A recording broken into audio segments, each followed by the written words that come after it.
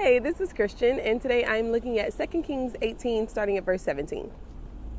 The Assyrian emperor sent a large army from Lachish to attack Hezekiah at Jerusalem. It was commanded by his three highest officials. When they arrived at Jerusalem, they occupied the road where the clothmakers worked by the ditch that bring water from the upper pool.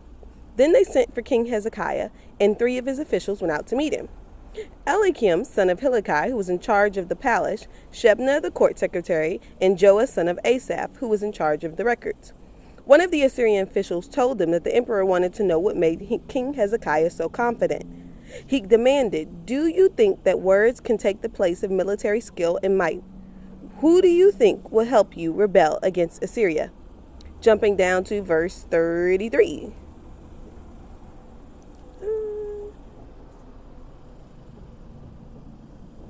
Did the gods of any other nation save their countries from the emperor of Assyria? Where are they now? The gods of Hamath and Arpad. Where are the gods of Sepharvaim, Hena, and Ivah? Did anyone save Samaria?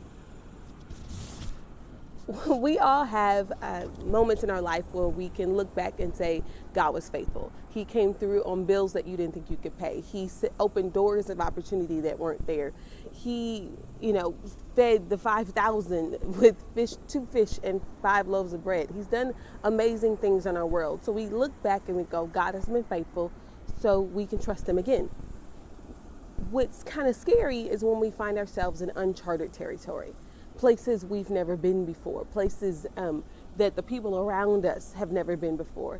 Trying to find and trust God in those moments where, no one in your family's ever been to college before, or nobody in your neighborhood's really ever moved out of your neighborhood, or, you've tried to build a business year after year after year after year, and it's failed every time. So what makes this time different? And that's where Hezekiah is finding himself in this story. They're up against the Assyrian army, which nobody has beat before. And so what makes you think that you're going to do something that no one else has ever done before? The answer to that question, I think, comes in verse 20. He looks at him and he says, "Do you think that words can take the place of military skill and might? Who do you think will help you rebel against Assyria?"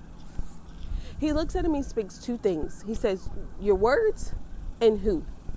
Now, if you're like me, when you get into rough situations, you go, how? How am I going to get out of this? How is this going to happen? How? The question is not really how, but who.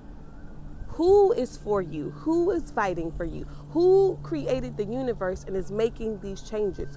Who is the question, not how. And that's where Hezekiah takes to the next chapter. He actually takes the letter that the king of Assyria has written to him, and he goes to God and he gets on his face and he says, this is what they're saying. Show them who you are. That's what our lives are on this planet. We get to do awesome things and go places and travel and eat great food and do all these things that make our lives enjoyable. But at the end of the day, we're here to say, he's God. Who do you think you are that you can stand in front of me? It's not who I am, it's who he is. Now, the second thing he says is, do you think your words are enough? The thing that makes us as children of God be able to stand against these things that don't make any sense and that come against us that are scary is the fact that it's not what we're saying, it's what God said that makes the difference. He's already said all things work together for you. He's already said I'll supply all your needs. He's already said that every sin has been taken care of. It's what he said that defies military skill, that defies your own life experience, that defies the money that's in the bank, that defies what the lawyers and the doctors have said and what the bankers have said. It's what he said that defies it all. The creator of the universe called you. He said, this is what I made her for. This is what I made him for. This is why you're here, to make my name famous. So that the words that are coming out of your mouth, when they're my words, you're good every single time. I am going to encourage you, like I encourage myself on a constant basis.